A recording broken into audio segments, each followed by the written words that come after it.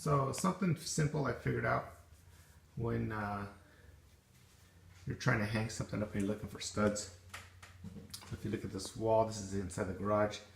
So if you're not 100% sure where a stud is, something you can do is just, there's no paint.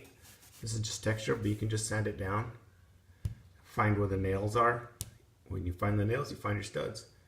It's a lot easier than cutting holes in the wall, and a lot faster. And then you don't have to worry about as much patchwork. You just gotta put your texture back on there. But that was just a quick way to find a stud without having to cut a hole in the wall if your stud finder or other methods don't work.